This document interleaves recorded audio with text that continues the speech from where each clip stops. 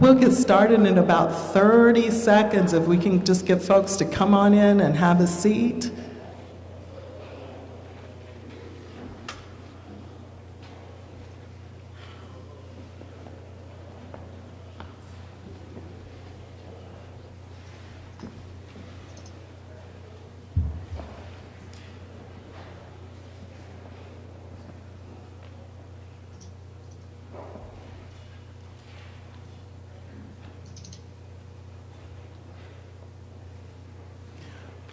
Well, good evening, everyone, and welcome to the 2022 celebration of the life of Martin Luther King Jr. at Bethel College. I am Cheryl Wilson. I am the Executive Director of the Kansas Institute for Peace and Conflict Resolution here on Bethel campus. So grateful for all of you who have come in tonight.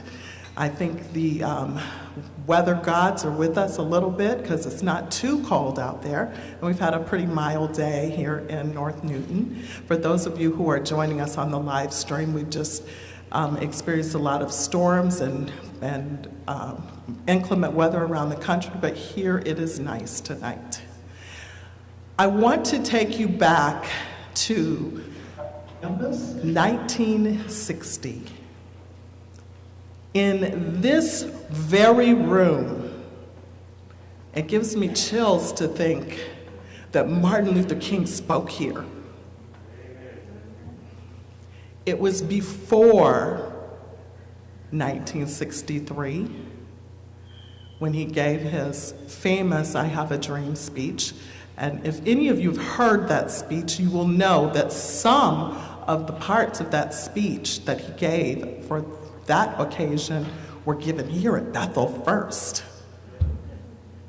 And if I thought about it, I come into this room all the time, and students, you come into this room all the time, and this room is used for various things. But to think that this is a part of our history is amazing. And so I'm grateful to be in this space as we recognize and remember the life of MLK. And as many of you know, this has been a national holiday for probably close to 30 years. For many, it is known as a day of service, not a day off, but a day on, as I've been told. And so many of you may have done works of service in community today or will be doing works of service this week in commemoration. My thoughts when I was asked to look for someone who could speak into today, it was so easy for me to think of the right person.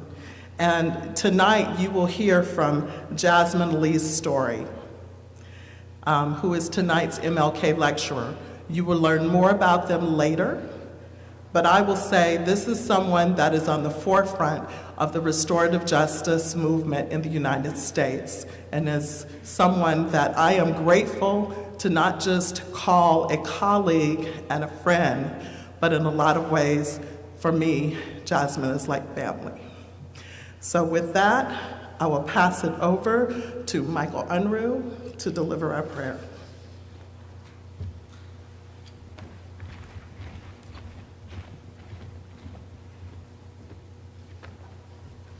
Would you please pray with me?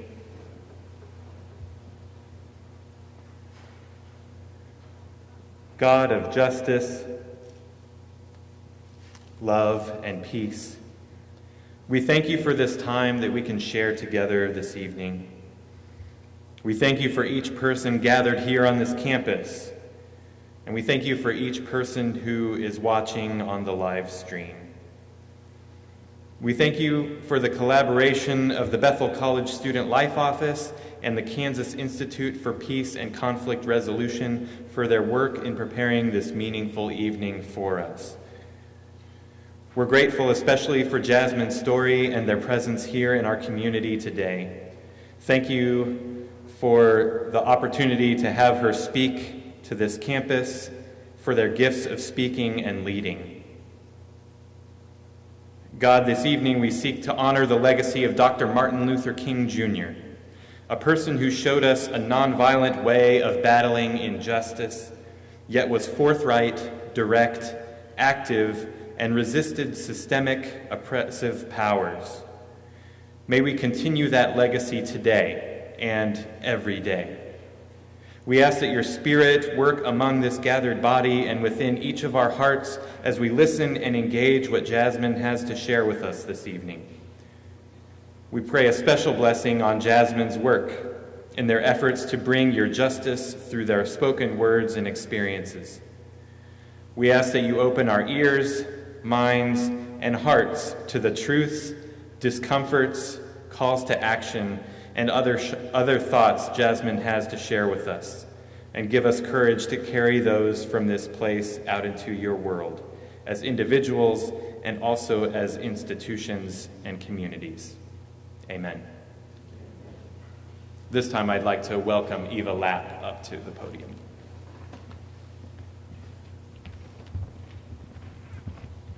Thanks, Michael.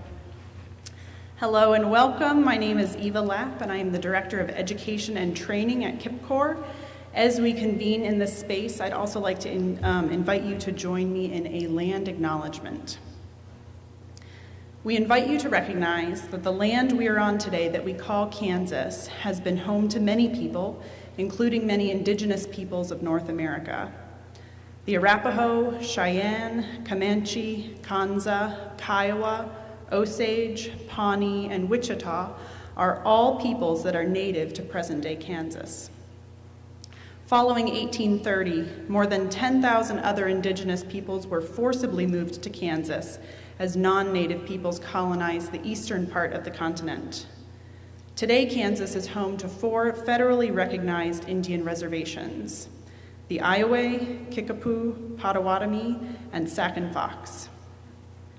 We'd invite you to take a moment to acknowledge these indigenous peoples, the vibrant communities they had and continue to have, and the descendants they left behind who continue to carry on their heritage and legacy despite the centuries of destructive colonization, genocide, and myriad other forms of violence that they have endured.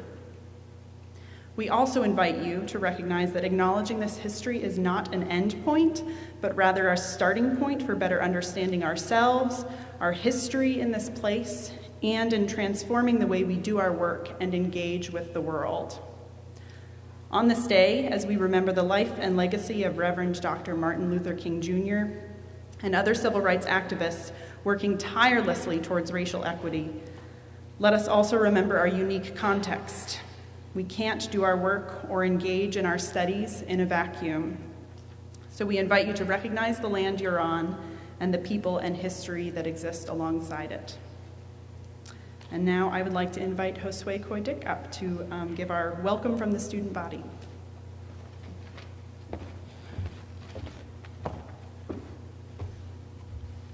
Thank you, Eva. Good evening. Jasmine Elise Story, on behalf of the Bethel College student body, welcome back. Today we continue Bethel's long history of pushing for accountability and social change on our campus and beyond. We are grateful that you are here to share your vision and your voice as we continue the work of making our campus a place where each student sees themselves as an integral and respected member of the community. Among us, we have a wide spectrum of thought on what it means to be in community and how we ought to move forward. Some of us believe we are in a good place as it stands, while others insist on the need to find creative opportunities for transformation. Some students here today are still waiting for the Bethel community to be a place where they can speak up for themselves and feel comfortable doing so. We hope that you and your message will help continue to shape this community into one where all Bethel students feel at home. Thank you again for agreeing to speak with us today. Now, please welcome Sam Haynes, Dean of Students.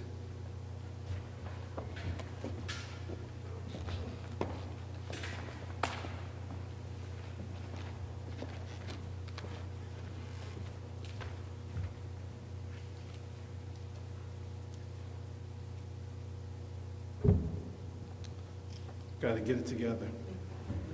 All right.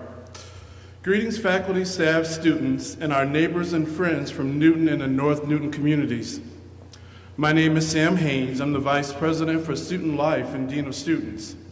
I'm honored to be here tonight on behalf of the Bethel College administration to welcome you to our annual MLK presentation and celebration of the life, work, and accomplishments of Dr. Martin Luther King, Jr.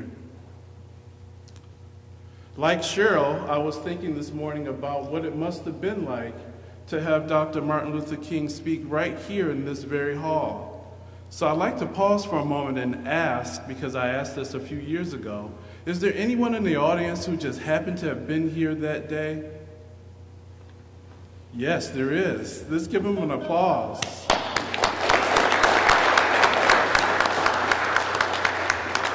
That's wonderful. I look forward to meeting you. This morning while I was driving to work, I was thinking once again about this Bethel fact. I wondered to myself what it must have been like to be a student in the audience of that presentation. I wondered if the students knew that they were listening to what I call an oratorial genius. I wondered if those in the audience recognized the presenter would go on to be a champion and most recognized leader in the civil rights movement. I wondered if they thought to themselves that maybe the presenter would become known all over the world one day and receive the Nobel Peace Prize. Dr. Martin Luther King Jr. received the Nobel Peace Prize in 1964, a mere 4 years after he spoke here in this very hall. Finally, I wondered if anyone listening that day could imagine that the presenter would one day have a national holiday named in his honor. I don't know what I would have been thinking, but I know that it must have been a wonderful experience. Two of my favorite Dr. Martin Luther King Jr. quotes are, "Forgiveness is not an occasional act, it's a permanent attitude." And intelligence plus character, that is the true goal of education. Bethel College has been fortunate to have many great presenters come to campus to educate our community. Some presenters known to the world at the time, and some on the eve of being discovered. Tonight's presenter, Jasmine Elise Story, is another great presenter. I have heard her present before, and she is amazing, or there's amazing. Certainly worthy to be here tonight and provide us wisdom and things to think about in the days ahead. So make yourself comfortable and get ready to listen. As I close, I want to say a special thank you to Samantha Bond, coordinator of the Student Activities and Engagement, Cheryl Wilson, executive director of the Kansas Institute for Peace and Conflict Resolution, KIPCOR, and Eva Lab, director of Education and Training at KIPCOR, for the work they did to make tonight's presentation possible. I also want to take a moment and thank you for joining us tonight and sharing in this moment. Thank you. It is my pleasure now to introduce a student leader, Samuel Wilson.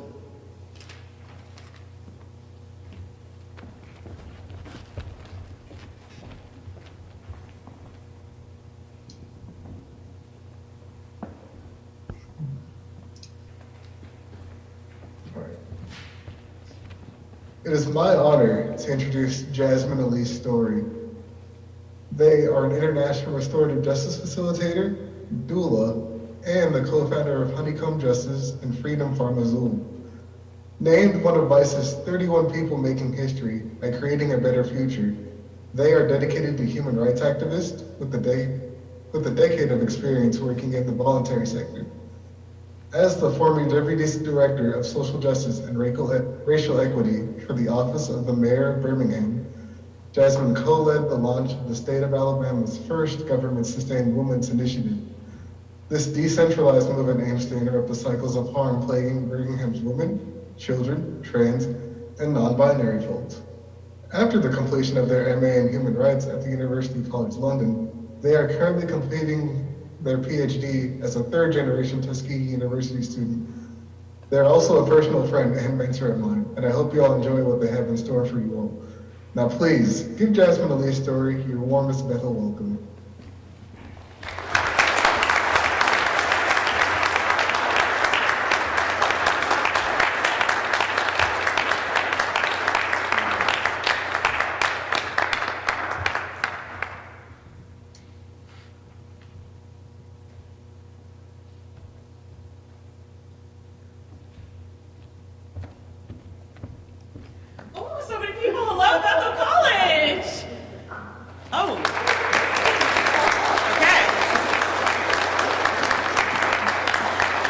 We're in this together, so it's going to take teamwork. This talk is about collective action.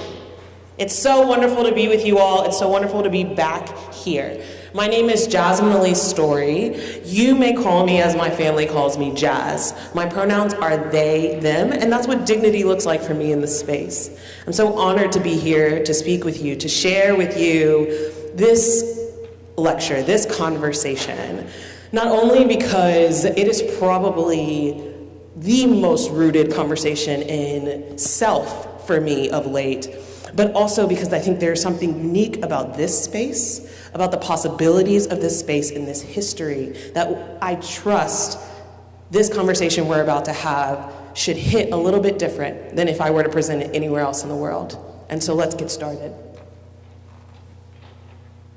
All right, so I want you to know that I want to be able to hear your questions as they come up for you throughout this presentation. And the way we're going to do that, for those who are tech savvy, this is my Instagram. So not my personal Instagram, it's my work Instagram. I would love if you would follow us right now. And if you have questions at any point in this presentation, slip into my DMs. What we'll do, I'm glad that got a chuckle from someone. What we'll do at the end, there will be a Q&A where people can go to the mic, but if you want to communicate your question to me, please message me on Instagram, and I will ask your question out loud for you and answer it in real time. Everyone got this? At Honeycomb Justice. Yes, all right, got some head nods. All right, so let's get started. I want you to think about a time when you felt proud. But I don't want you to think about a moment where you got a blue ribbon in school or you got a perfect score. I was gonna say golf, but I realize I don't know anything about that sport, so we'll just move on from that point. I want you to think about a time instead where you saw someone else do something great, where you watched someone else achieve glory. And I want you to think about that time and how it felt. I know where we are, so I'm wondering, did you feel pride in this moment? Anybody feel pride in this moment? If you did, I need to hear noise. All right, there we go. All right, so you felt pride in this moment, right? Did it feel like you did it yourself? Yeah, I heard some grunts. Yeah, you were like, yeah, I worked hard that whole time. Right? Or maybe for some people, it was this moment. Anybody watch this? Right? Yeah, we got some claps. Or maybe if you are like me, I think my proudest moment watching someone else do something great would probably be watching the movie Cool Runnings. And no, I'm not talking about finding joy in the real Jamaican bobsled team's achievements, but no, the artificial fictional Jamaican bobsled team. Yes, I found deep pride watching that as if it was me. I want us to think about these moments. I want us to think about these moments where we have felt deep pride watching someone else. Anybody ever watched the 94 Bulls? No, there's like, that is not us. This is not Chicago. Okay, I hear you. I would love to hear someone shout out another moment where you watched a collective achieve something and you felt deep ownership over that glory. No? Anybody? Olympic team? A moment? Soccer? Football? Last year's Bethel team making the Bethel basketball team making the national championship. All right, Bethel basketball team making the national championship. Let's give the Bethel basketball team a round of applause. Yes. And if you, after that moment, walked around and you saw a basketball player and you were like, I opened the door for that kid once and felt deep pride in them, this is exactly what I want you to remember. I want you to remember the moment that you felt deep glory, deep pride in a collective achievement. This is something that I know that I experience a lot, and I trust that you have too. Yes. You, the audience.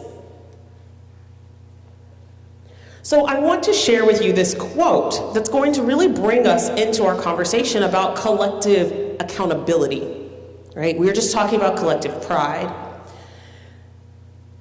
It's actually simple.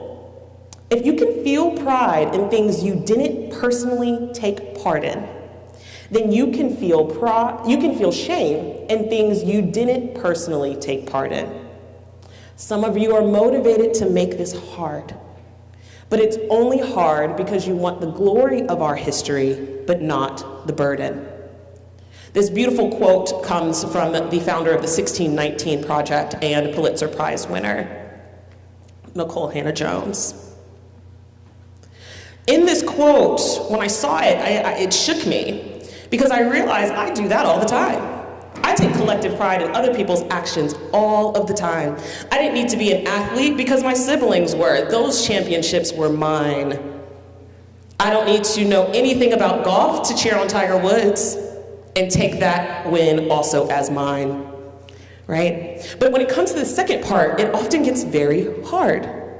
What do I do when there's something that I'm seeing and I'm not necessarily directly tied to it, but for some reason it makes it hard for me to be accountable for it? I have no issue claiming the glory from my favorite sport team, but sometimes I might have a hard time understanding that my relationship to land in the continental US invites me into a conversation about collective accountability. Before I go to the next slide, I want to tell a story. In 1970, at Princeton, two brilliant social psychologists decided to run an experiment in partnership with the theological seminary on campus. They decided to take theology students and give them this assignment to write a sermon on the Good Samaritan. That was their task. But then they were told that they had to go across the campus to another building to give this sermon immediately. They had a short period of time. Now, what the students didn't know is that there would be a man posed somewhere directly where they were told to cross, that was leaning and slumped against the wall. Now, this man was placed there on purpose. Over 60% of the students in the seminary school that were a part of this experiment walked right past that slumped and coughing man that they saw in the hallway, because they were told that they were supposed to be exactly where they were supposed to be when they were supposed to be there, and so they walked right past him to give a sermon on the Good Samaritan. When I first heard this story, it reminded me that it's so easy for us to deeply know what the right thing is, what the right thing to do is, how we're supposed to respond as humans, a part of this collective humanity, but it often is really hard to put away our individual desires for collective benefit. And that is what brings us to King. True revolution of values will soon cause us to question the fairness and justice of many of our past and present policies. Not only did those young people walk past that coughing and fallen man, but they also didn't stop, think, or question what systems, past or present, what policies, past or present, might lead for there to be someone who could be in such distress without a community to take care of them. The rest of this quote follows. On the one hand, we are called to play the Good Samaritan on life's roadside, but that will be only an initial act. One day, we must come to see that the whole Jericho road must be transformed so that men and women will not be constantly beaten and robbed as they make their journey on life's highway. What King is inviting us to think about is not to only think about stopping for the man who is passed out in the hallway, but to question why this hallway, why this man, why this moment, and how can I transform the context that created this harm? That is an invitation to take individual responsibility for something collective. Do we see that? Right? Jericho Road is a collective problem. the moment that the individuals walking past think to themselves, oh, well, I have my own agenda today. They're sitting into a space, they're choosing to sit into a space that only welcomes room for individual dialogue and not dialogue about the collective. True compassion is more than flinging a coin to a beggar. It is not haphazard and superficial. It comes to see that an edifice which produces beggars needs restructuring. A true revolution of values will soon look uneasily on the glaring contrast of poverty and wealth. This is all one quote. This is all one moment in one of King's speeches. And here, in this conclusion piece, is where I would like us to live together for the rest of this conversation. What does it mean for us to see that what is produced here needs restructuring? What does it take for us as individuals to say yes to taking on something bigger than us? Jericho Road is bigger than one man. That hallway was bigger than those students. And the poverty and harm that we see in our communities every single day is bigger than us. I want to, yes, acknowledge that if that's what's on the back of your head or on the front of your heart right now. But on the other side is this invitation to say, as one, I say yes to doing something about this. Because if I say yes, and the person next to me says yes, then we are now individuals working towards collective change because we chose to take collective accountability. So this is my question to you.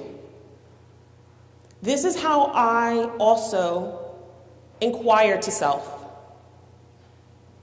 What is unacceptable to me? What is unacceptable to me? This is a very simple question. It could produce many answers. One thing that is personally unacceptable to me is child poverty. And we'll talk about that a little bit later. Racism is personally unacceptable to me. I bet that everyone in this audience has something in our society that they see on a regular basis or every now and then that they know or feel is unacceptable. And then the following question that I ask myself is, can I, as an individual, accept accountability for the sake of change? Am I willing to do that? Sounds hard, sounds difficult.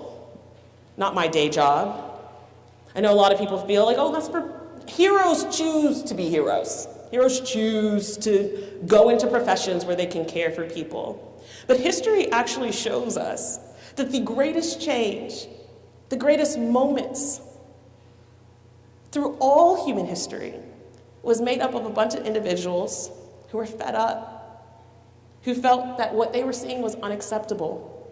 And because they chose to say yes to this second question, they found other like bodies, other like people, other like humans, other like hearts, who also wanted to figure out how, as an individual, they could walk into accountability for not something that they built, but for something that they see, that they know is unacceptable.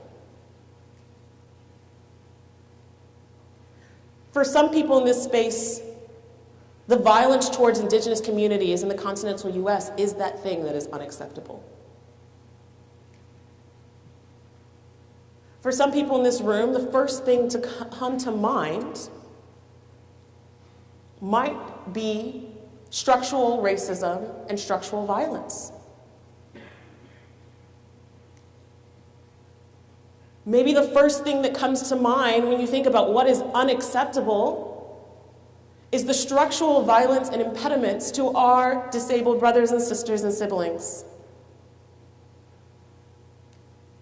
Or maybe the thing that is unacceptable to you is that we live in a world where 1 in 5 children live in poverty. At least. At least. Do these things feel very big? If they feel very big to you, I would love to hear an auditory response. Are these easy things or big things? They're huge, right? They're big. I cannot return land by myself. I cannot end violence and mass incarceration by myself. I cannot shift the way that we actively impede on our disabled siblings by myself. And I cannot, as much as I would want to, shield every child in this world from harm. But I can have a conversation with self and say, yeah, I'm gonna figure out what I, Jasmine Elise Story, Sagittarius, 5'4", like sweet potatoes and grits, can do about these things. So when I ask myself, all right, what is unacceptable? What is unacceptable to me? What is going to be the thing that fuels me? Where is my passion going to go when I'm tired? Where is my passion going to go when I feel like my 9 to 5 has taken enough from me? Where is my passion going to go when I've done all the things that I have to do to survive? Well, for me, the question became very easy. I wanted to change policies that sustain harm, the harm of children. Does that seem big or small? Big, right? Now, if I told you that this was going to be my life mission, you would assume I have an S on my chest or webs that come out of my arms, and that's not the case. I'm regular, just like you. But I said yes anyway. I say yes. And what does that look like in practice? That looks like finding both small and big ways for me to live in a way that communicates that I'm working on something. I might be just me in Alabama, but I'm working on something big. I'm choosing to be one person who chips away at a big mountain. I'm choosing to ask that man in the hallway why he's fallen and coughing. I am choosing to figure out what on earth is going on Jericho Road that everybody is getting robbed and beaten. I'm choosing to say yes. Now, that doesn't mean that in my lifetime I will see these things eradicated. King taught us that that is not anything any of us should necessarily hold tightly to. King himself did not hold tightly to seeing that collective change actualized in his lifetime. But he said yes. And every person who you don't know who walked alongside him and with him also said yes. Every school teacher, every fireman, every mailman, those photos are filled with people who were just individuals who said yes. They said, this is unacceptable. I will ride a bus from Chicago to Alabama because this is unacceptable. I'm 17 years old and I'm gonna go down and figure out what this is because this is unacceptable. I'm a young college student and I'm gonna show up at that protest because this is unacceptable. I'm going to say yes to taking individual accountability for a collective harm. So for me, this looks like two things that I do. One, I do justice work. Now, you don't have to do justice work to do this. If I wasn't doing justice work, I think I'd work at an art gallery. I think that's what I would do. And even if I was working at an art gallery, I would still find the thing I named unacceptable, unacceptable. And so the other thing that I do is more about how I live my life. I decided to buy a 15-acre farm in Alabama to turn into an educational healing retreat space. Because though I might not be able to stop the harm of children by myself, and I might not be able to ever live in a world where children can make it from 0 to 18 without carrying the baggage of harm, violence, poverty, I know that what I can do, what I said yes to doing, was carving out a physical space for children, big and small, because all of us have inner children inside of us who have lived through things that carry stories and harm that deserve to be healed. I decided that I would have a farm where that was the deep dedication. So on the left, my answer to what am I going to do to say yes, we have my justice consulting group, where we help communities that are in conflict have conversation with each other, where we support people who've been harmed by racial violence, gender-based violence, get their needs met in a way that is supportive of them. We help those who've caused harm explore the context that created that moment, the ways that they impacted others, and how to make sustainable plans to heal what's been broken. My farm, when it fully opens, will be a place where children, where formerly incarcerated folk, where members of the LGBTQIA+ community can come and seek refuge, to eat good food that nourishes their body, to hear loving words from people in their community, reminding them that they are worthy of love, dignity, and respect. This is my yes. It doesn't have to be your yes. Your yes doesn't need to look like my yes. My yes doesn't need to look like yours. But what is important is that we start here. We must start here. I hear people a lot, that wasn't me. That was my great-great-great-great-grandfather. I wasn't a part of any of that. I just got here, born in 95. Okay, all right, 95. But the reality is, your head, your heart, and your spirit sees the harm left by the legacy of great-great-great-great-grandfather. And so, with that, you can say yes. I will pick that up. I will pick that up just like I take on the glory of my favorite sports team. I will pick that up just like I take on the glory of my favorite actress. I will pick that up just like I take on the glory of my sibling as they achieve their goals. Because though those wins are not mine, I know what it feels like to experience collective pride. That's where we started this conversation. And if you can hold on to the feeling of collective pride, then you know you have absolutely the strength and the energy to hold on to collective accountability. All we have to do is start by asking the question, what is unacceptable?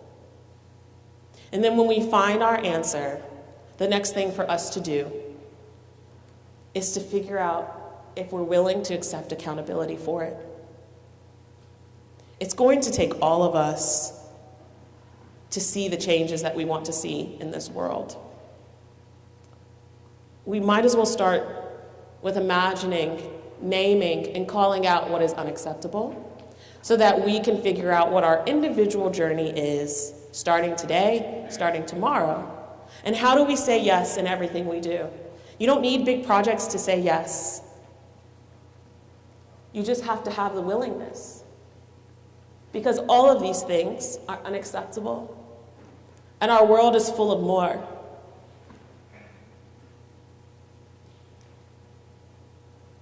But finding our way out is not as hard as it may seem. Finding our way out is about finding our way into collective accountability. That is what collective change will look like moving forward. That's what collective change has always looked like. It's very easy for our history books to tell us that it was the work of a few that changed the lives of many. But instead, it was the lives of many that made us love, respect, and give thanks for the work of few. Do we understand that? Right? Okay. So, I leave you with this. I hope, as you walk through space, every time you see that man slumped in the hallway with a cough, outside of COVID, during COVID, before COVID. Whenever you see that man, that you don't only ask yourself the initial question of do they need help, but you also ask that follow-up question, what systems brought you here? What is bigger than me that I can take accountability for? And I hope that you do, because being a Good Samaritan is always a choice. And I hope you say yes. Thank you.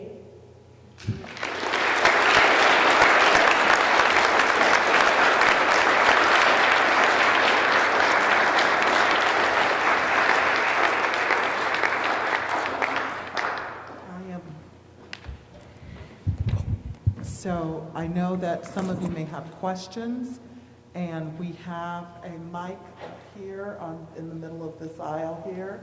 And if those of you who have questions for Jasmine would like to come up, and I would just ask that you please socially distance and be mindful of those who are standing nearby as well. But there's a mic right over here, and feel free to step up and ask Jas whatever questions you might have.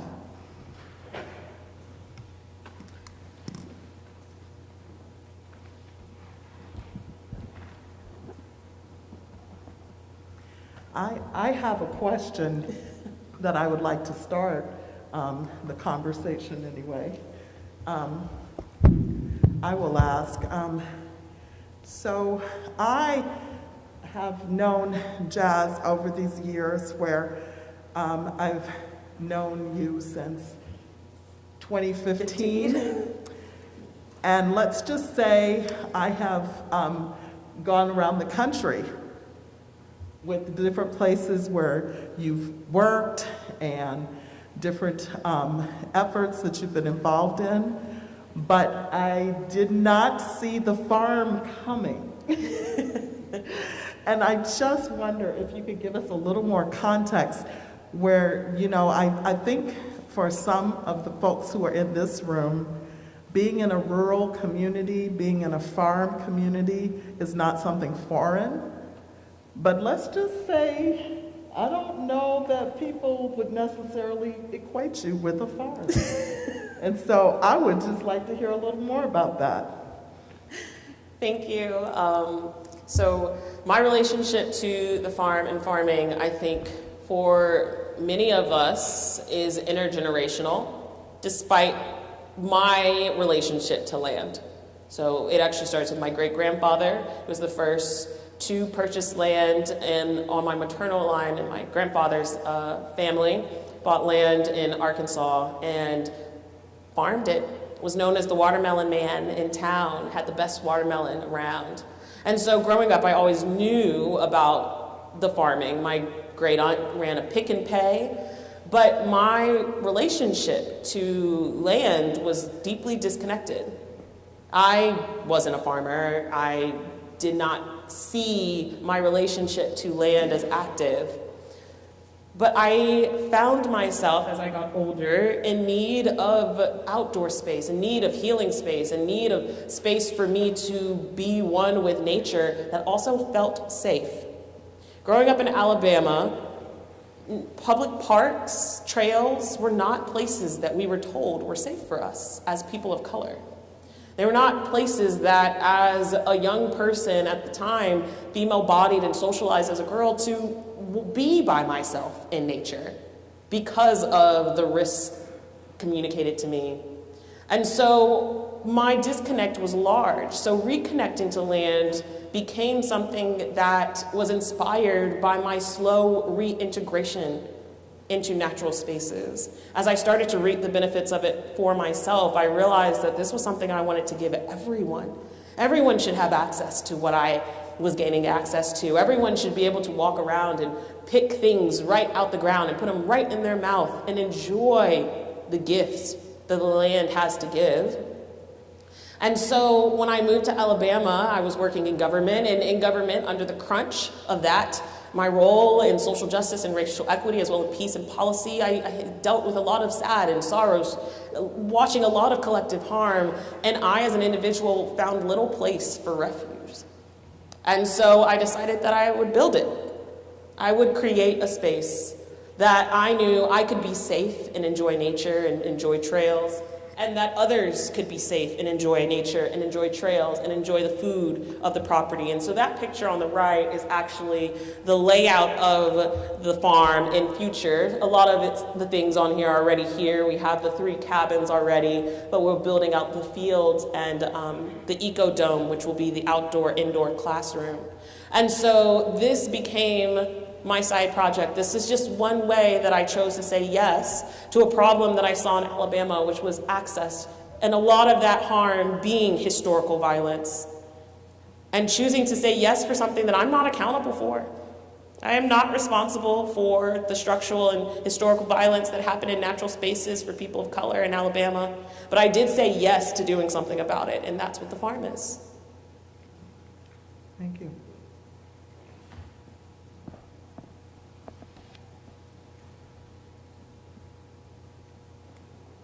I did check my DMs. I do want you all to know that. All right. We have a question.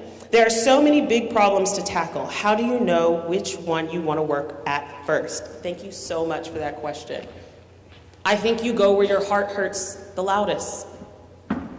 That's where you go. Because if you go where your heart hurts the loudest, you will bring the most passion to that place. If you were in all the commercials, infomercials on television you watch, for some reason, it's the Humane Society that really gets you every single time, that is where you might want to go first. If when you watch the news, seeing police violence is where your heart hurts the most, that's where you go first.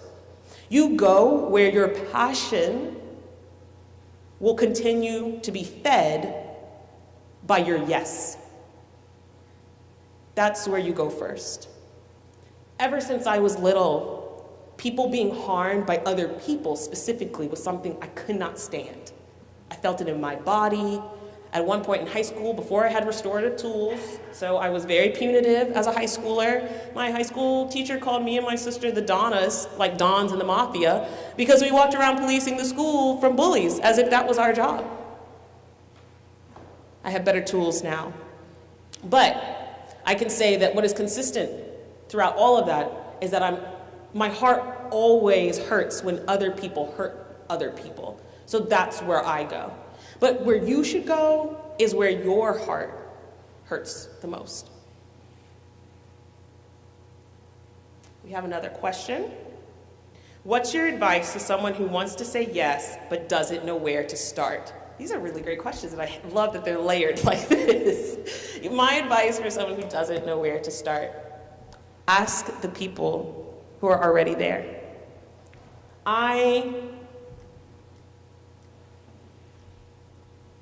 My heart hurts here. This is a photo of a protest around the Dakota Access Pipeline. But this is not a place, I was living in California, I believe, when this photo was taken, that I knew where to start. I had no access. I didn't have deep community where these protests were happening. I didn't really know what to do, but I knew I wanted to say yes because I felt like what was happening in this space was unacceptable. And so with the power of the internet, I was able to see, well, who is already here? And how do I support them? And how can that be my yes? At the time, I barely had any money. My credit score was dismal. I just was not in a place of affluence. But I found a way to take my paycheck and just take a little bit off every other week to save up some money so that I could send kits, request survival kits, emergency kits, first aid kits to water protectors. I cannot claim the glory of this moment, nor do I hold collective accountability or responsibility for the continued violence against Indigenous nations. But I did say yes with my paycheck, and it might have only been $30, but it was still a yes. So my advice for where to start is to ask people who are already there. That's how I gained access to this yes. It's really easy to feel because we're taught that individuals are the people who change history. That if we are not on our own, Martin Luther King Jr., then we can't do. If we are not on our own, charismatic enough to encourage hundreds of thousands of people to follow us somewhere, then we cannot say yes, and that's just not true. I will never know if my first aid kits made significant impact. But what I do know is that at least one Band-Aid in an effort to communicate that what I was seeing was unacceptable is good enough. It's a start. Because for that 23-year-old who sent that first aid kit, that 23-year-old would build the 29-year-old that will leave a 15-acre farm to the commons, to the people of Alabama. So say yes, start anywhere, and go where your heart hurts. Those are all my questions from Instagram. Do we have any others?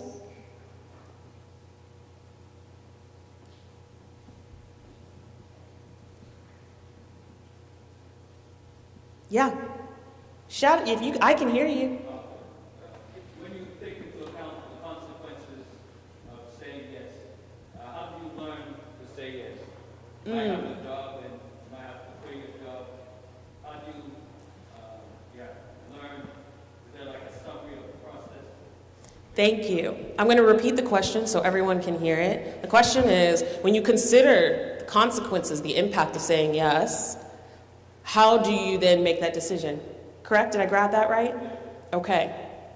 So I think we can go back to our Good Samaritan example, right? Those young people in that seminary school were in charge of giving that sermon. That was supposed to be their job in that moment, right? So the consequence of stopping and helping that man in the hallway was a real consequence. I'm going to be late for this sermon I'm supposed to give. They just told me to do it. I have to be here. I'm a theologian and I'm at Princeton. A lot of pressure in this space when they made this decision to walk past that man. You gave the example of workplace. What do we do when we consider the consequences? I think that it is really, really important for all of us to stay safe and survive first. So I want to name that. You should never put yourself in a place of deep, deep danger when you consider the consequence of saying yes. And that's why it's really important to remember that yes starts small. In this experiment, the Good Samaritan experiment in the 70s, they actually ranked the involvement and the engagement of each student with the man in the hallway. 0 would be they just walked past him, but there were levels between 0 and 10. Did they say hello? Did they stop? Did they say, are you okay? I'll send someone to get you, right? Different levels of engagement. And so for me, when you're considering the consequences, there's always a 0 to 10, right? Now, if 10 is cussing out your boss because he said something unbelievably ableist to your colleague, and 0 is just letting it fly, somewhere between 0 and 10 might be your yes. Maybe it's writing your boss a letter, inviting them into a conversation about why you feel this was unacceptable. Maybe it's going and tending directly to the person who was harmed, checking on them, seeing if they're okay, asking them what they would like you to do in support of them. We don't always have to go to 10 to say yes. We can say yes at 1, 2, and 3, as long as we say yes. So just like the young people in that experiment, there was a range of options that would have given them different levels of points, different levels of their care and engagement. I encourage all of you to explore what those levels could be for you, and know that just because the first thing that comes to mind is a 10 response does not mean that you should walk away from the opportunity because 10 feels too big. Got to find something else between 1 and 10. Because saying yes just means saying yes. It does not mean laying on the coals by yourself. Thank you so much for that question. Any other questions?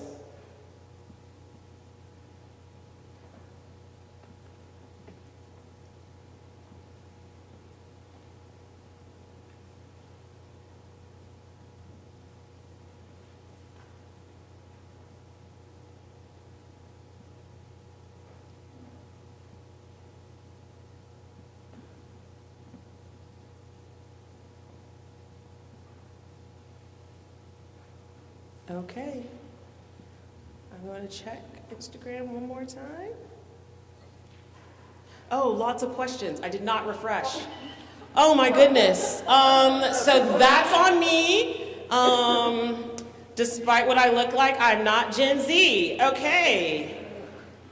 Next question. How do you guard against burnout? I've witnessed many people in leadership roles, activist roles, spread themselves too thin. Do you have tools to take care of yourself as well? Yes, I say no. This was a whole conversation about saying yes. No. When it comes to burnout, I think it's really important, again, to go back to this 0 to 10 conversation. I spent my early career burning out in so many spaces, and that was because everything that I saw at work that was unacceptable, I always chose the 10 option. Every single time. And it was really hard because for some reason, everything that I was seeing was that thing that I kept finding unacceptable. Did not help that I was in public schools.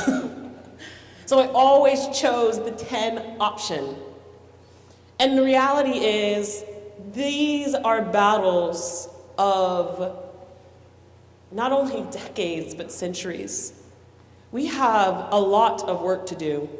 And I would have been a more loving, consistent, contributing member of those communities if I probably would have said yes out of 5 every single day, instead of saying yes out of 10 every single day and having to leave my students after a year, right?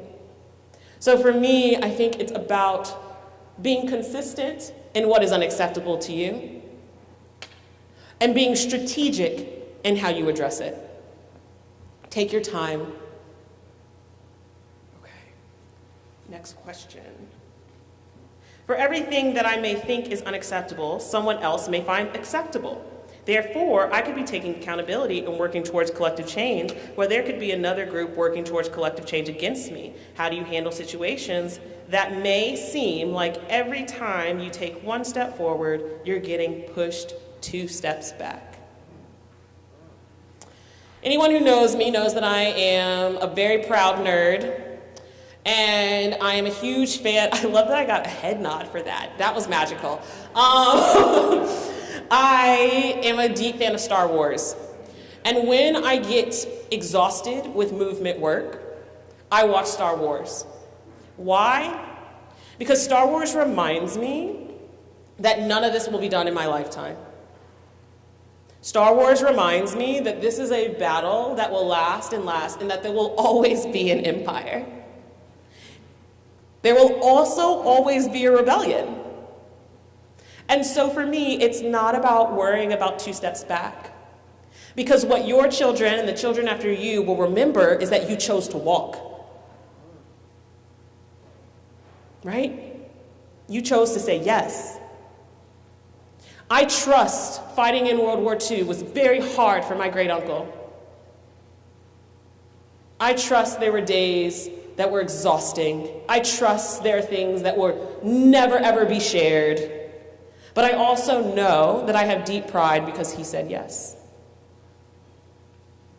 He said yes to showing up for a country that treated him like a 4th-class citizen. So, do not be afraid of the 2-step back. Do not be afraid if the journey is long. Know that it is, and know that you will be a part of someone else's collective pride just because you chose to walk. Next question. How do we get more people on the same page on issues of injustice and inequality? Make it real for them.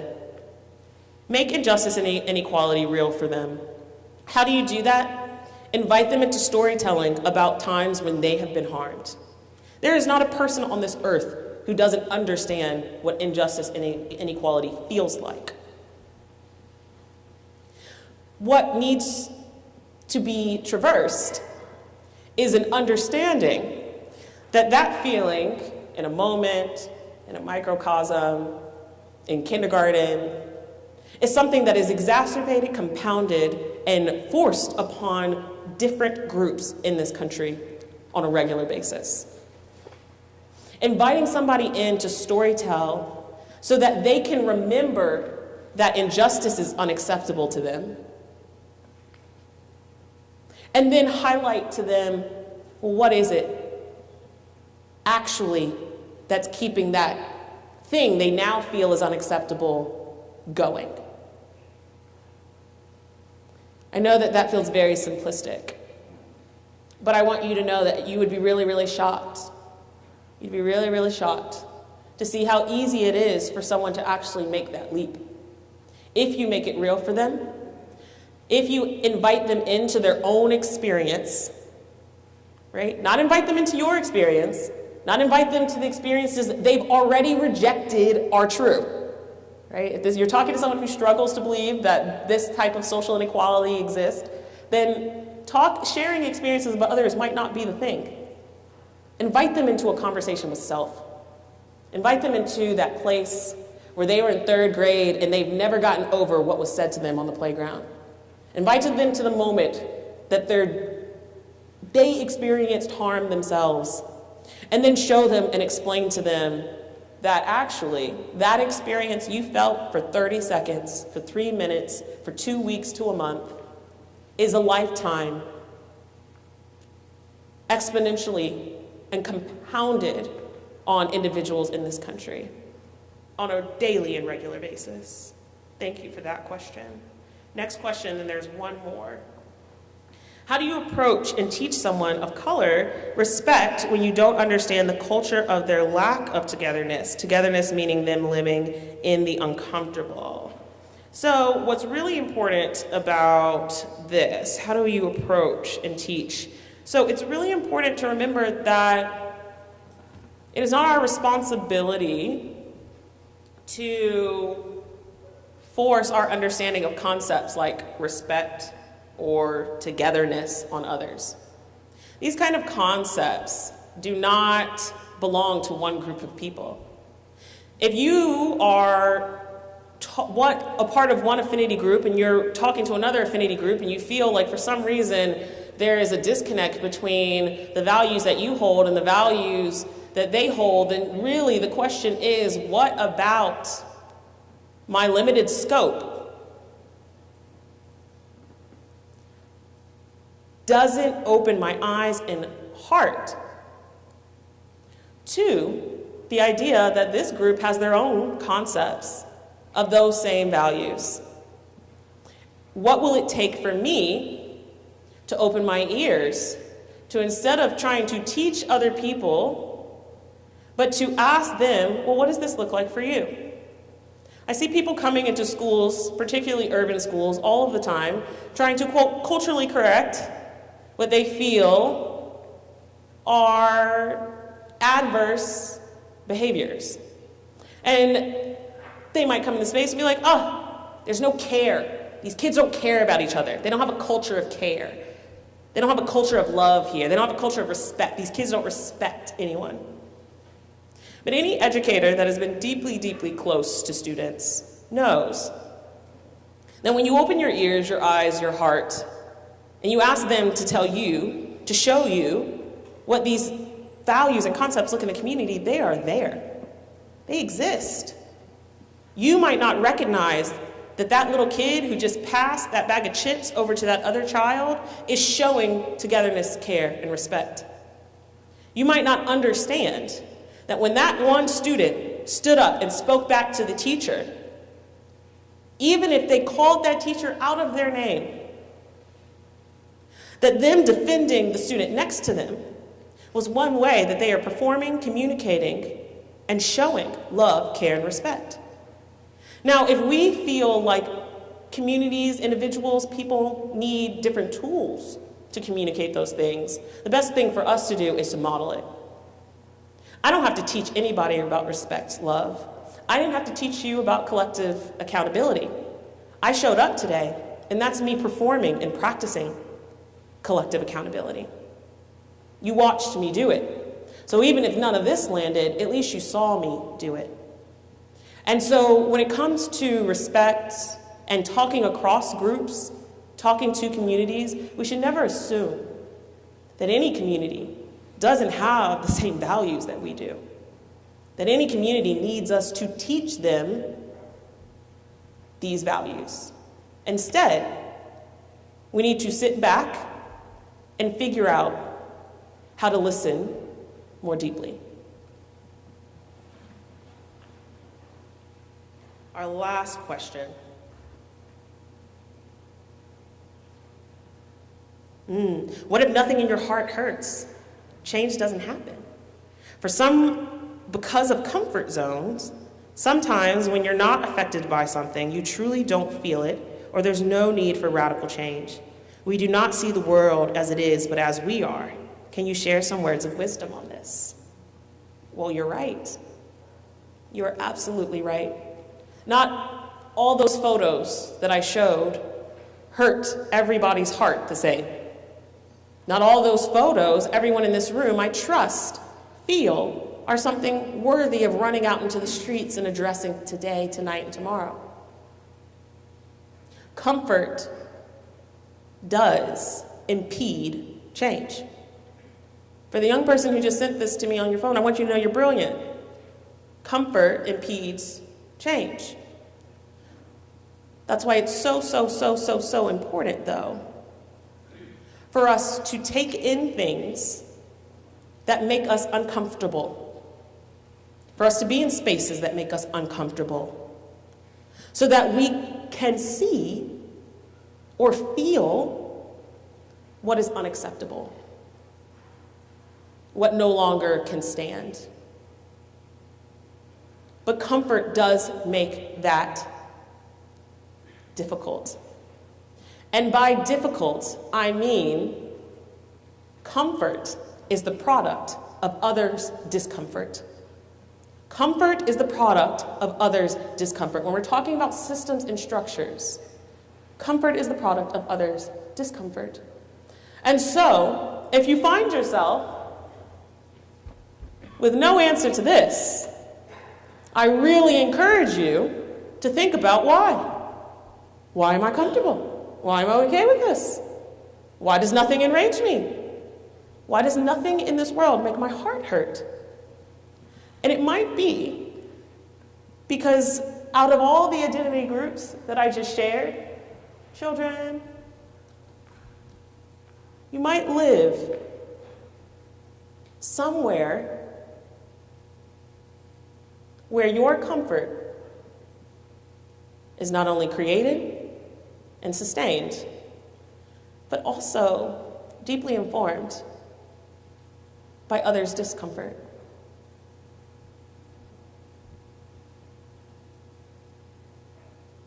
I used to utilize a wheelchair. It helped me move. And I'll never forget being at Disney World, listening to a woman complain, outrage, that someone who looked like me was in a wheelchair. They must be faking it. And as they went on and on, because I got to cut the line on the ride, outraged by this moment, what really was happening was for the first time in their moment, in their life, they realized that I and them, we're living at different comfort levels at all times. Now, Disney World attempts to correct that structural violence by allowing those who are disabled to go with ease into the attractions. That is them actively trying to do something. That is them actively saying yes. But there are many places every single day that do not have that level of care. But because this woman lives at such a high privilege level within this dialogue of ability and disability, every moment that they were comfortable was shaken the moment they saw somebody trying to say yes to me and every other wheelchair user in that park, right? So if these things don't upset you, my question is, why? And that's life work. I can't really tell you why, but I invite you to ask that question. Why does this not hurt me? Why does this not enrage me? And if I am now realizing I have lived in a level of comfort while others suffered, can I say yes to doing something about it? If you are in community with people who you feel like it is their comfort that keeps them from the knowledge they need to access, I encourage you to ask them why. Just ask them why. You don't need to preach or teach. Oh, you're not upset about that? Why? Oh, okay. I hear that. And I would like to invite you in to understand why this is unacceptable to me. So I hope with our last question that we got all of those answered. Please feel free to follow us on social media or email honeycombjusticeconsulting.com if you have any more questions. Bethel, I thank you so much for having me. I thank you for the wonderful, in-depth questions, and I'm going to pass it to Cheryl.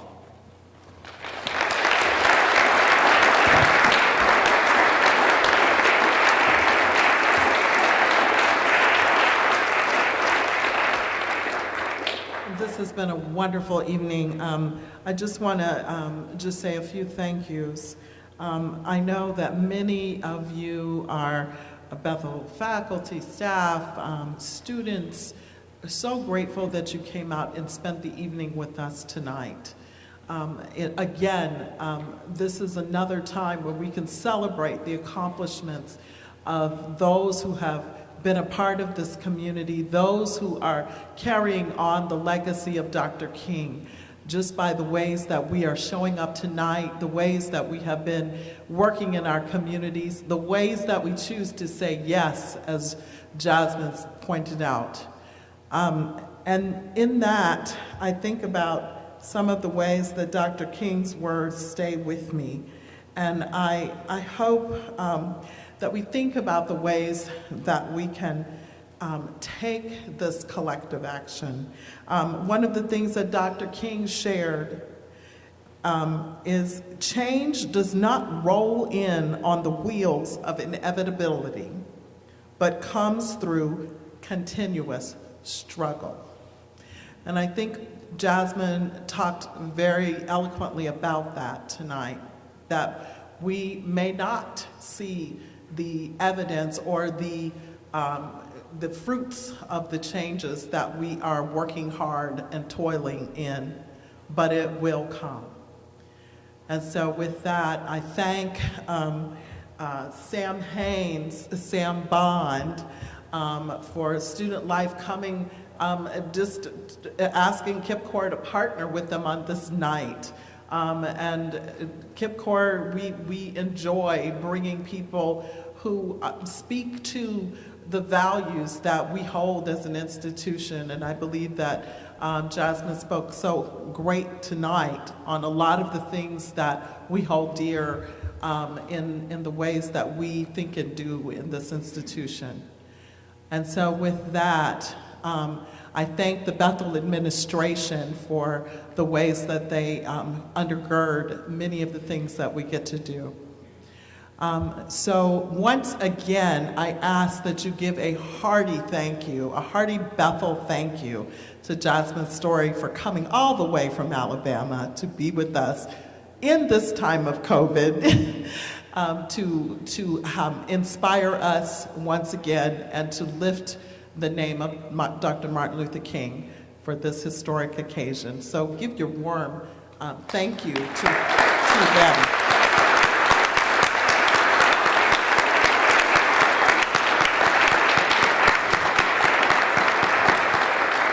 And I thank you. And if any of you want to continue the conversation and need to come on down, sit on the front row. Jazz will be here to continue the conversation. But for the rest of you, enjoy the rest of your evening and have a wonderful night. I also want to add, if you came for convocation, don't forget you need to also sign out at that same spot you signed in.